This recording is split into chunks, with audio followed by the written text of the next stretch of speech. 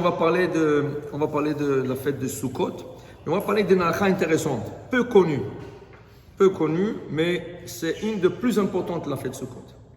Ok? Voilà. Dans le Talmud, il y a une discussion entre Rabbi Akiva et Rabbi Eliezer. Pourquoi nous asseyons dans une soukha? Pourquoi s'asseoir dans une soukha? Vers Rabbi Eliezer, il dit, parce que quand on est sorti d'Égypte, Hachem nous a entourés avec 6 nuages. 4 points cardinaux, nord, sud, est, ouest, un haut, un nuage en haut et en bas, pour nous protéger. Il y avait même un qui allait en avant de nous pour aplatir ou élever la surface pour qu'on marche toujours sur la plaine, qu'on n'a pas à descendre et à monter des montagnes. Alors, puisqu'on avait ces nuages, c'est comme la soukha. Alors la Torah veut qu'on se rappelle de la sortie d'Égypte. Okay? Alors, une fois que tu te rappelles de ça, tu vas te rappeler des nuages. Alors, c'est la raison pourquoi nous sommes dans une soukha. Ça, c'est l'opinion de Rabbi Eliezer. Vers Rabbi Akiva, il n'est pas d'accord. Pourquoi il n'est pas d'accord? Il dit Rabbi Akiva, non, mais on a construit des soukhas. Il y avait des vrais soukhas. Ok? Il y avait des vrais soukhas. Il y avait des vrais soukhas. La question, il n'y avait pas Home Depot, il n'y avait pas tous ces magasins, d'où est-ce qu'ils ont eu des bois. Donc, ça, on peut répondre.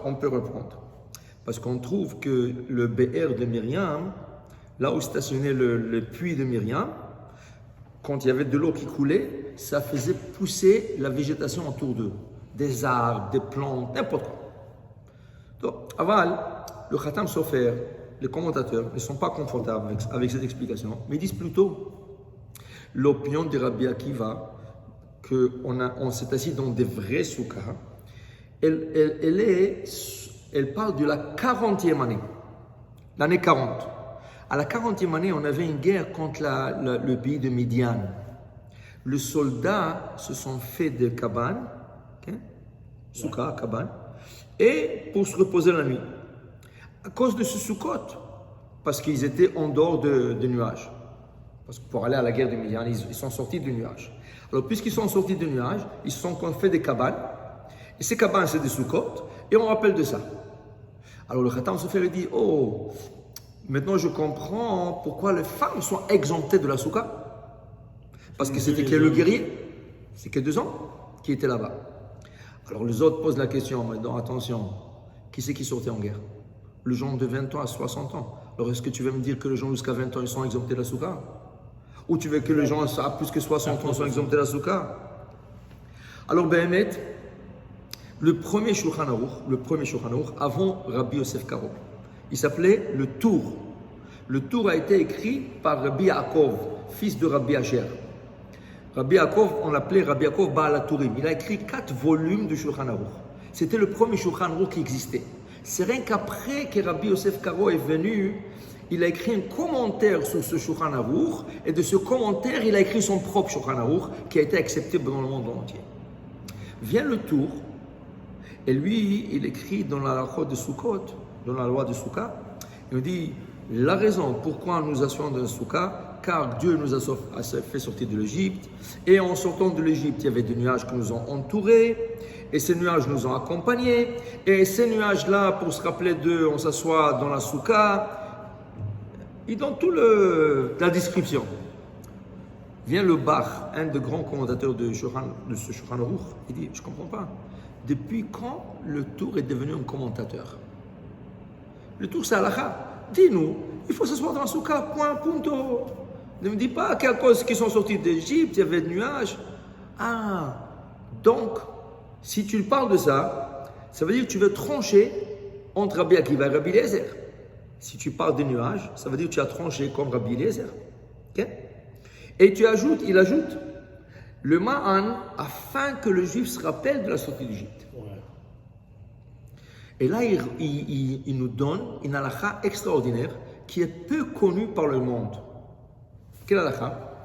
Il dit, il y a 3 passages dans la Torah où on utilise le mot le Ma'an.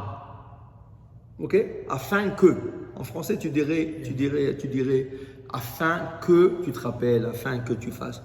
Il y a 3 passages dans la Torah, 3 mitzvot comme ça. C'est le seul.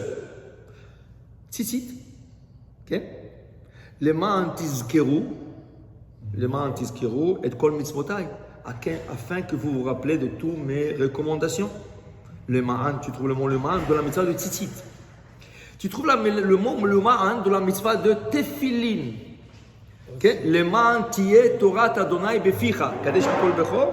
Là-bas, chaque matin qu'on lit, on dit le ma'an tiye Torah Adonai beficha.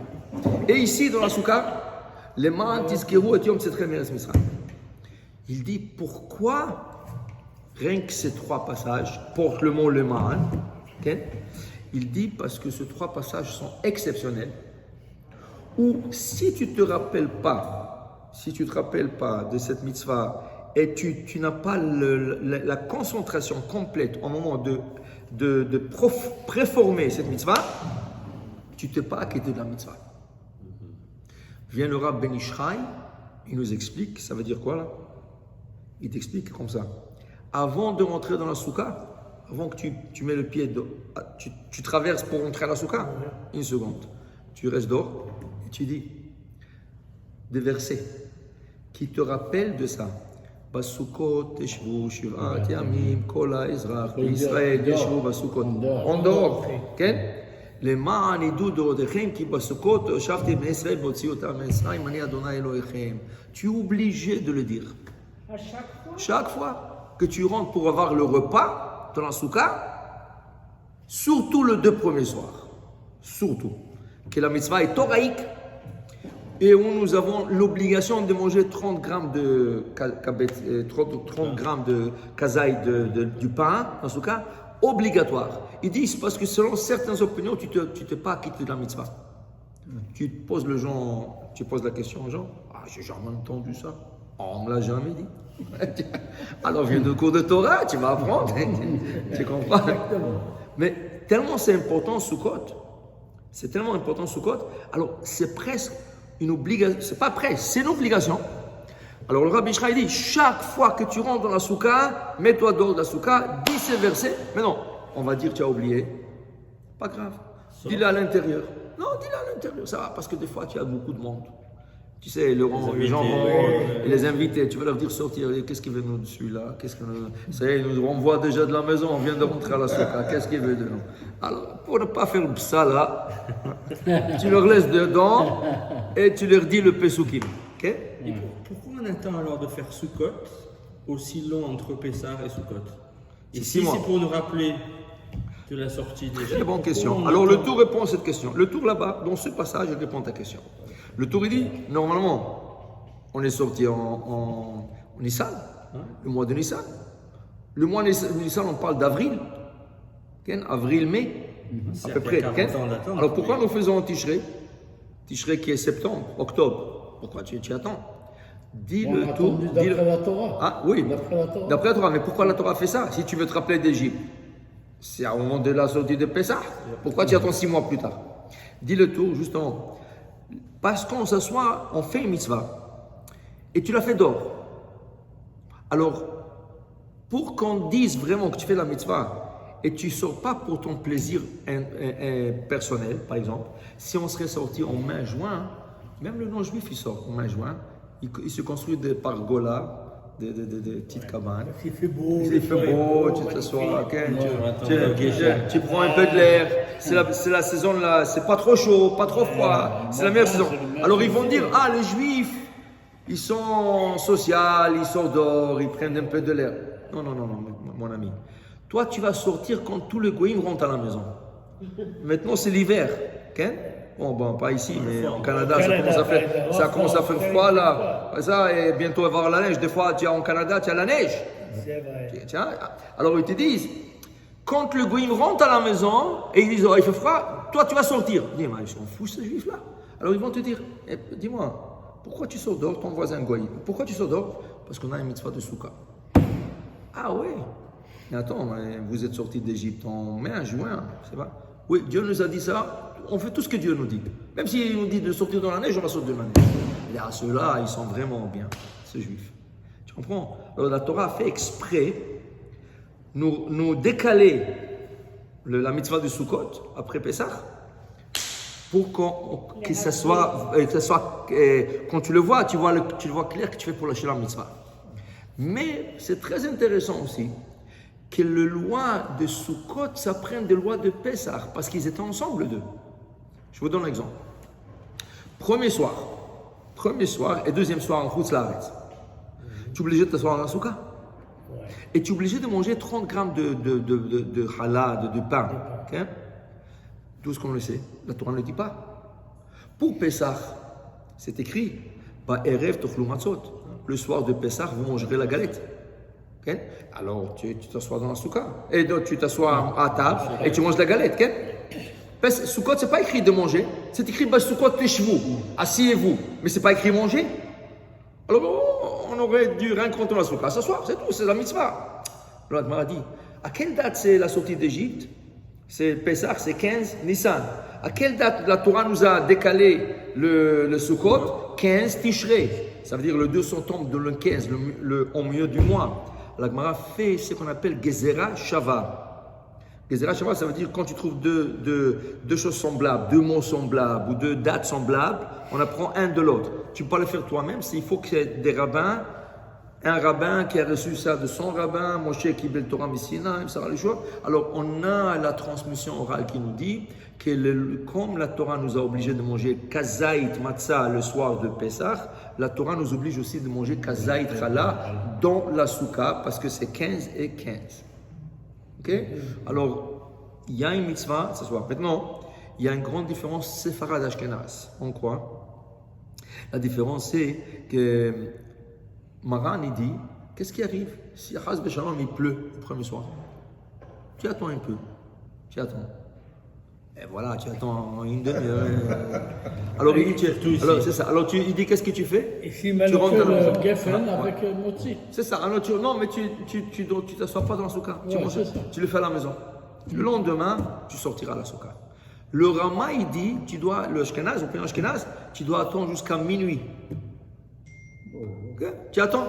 Et s'il pleut jusqu'à minuit. Ici, il fait très froid. Il pleut. Alors, tu attends jusqu'à minuit. Il faut attendre, même s'il pleut fort. Ouais.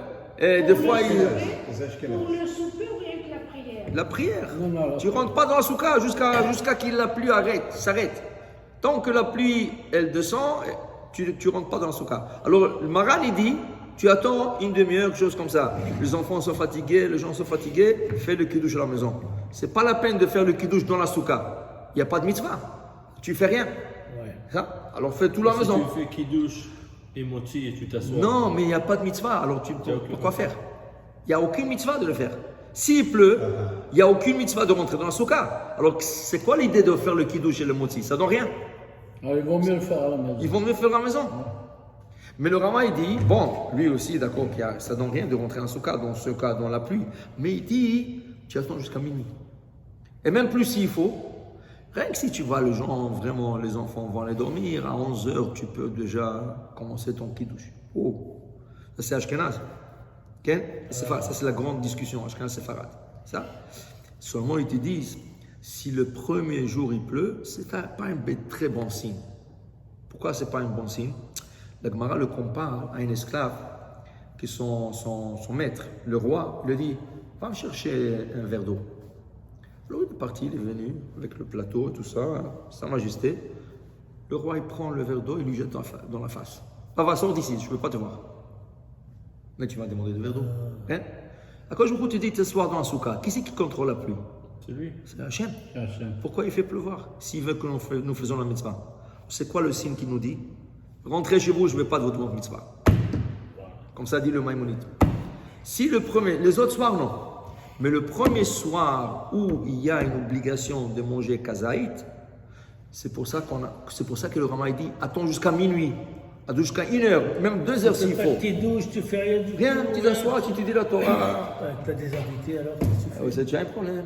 À faire leur une grande Torah. Une grande Torah. Mais même quand, après que la pluie s'est arrêtée, il y a toujours des gouttes qui tombent. Ça va, là tu nettoies.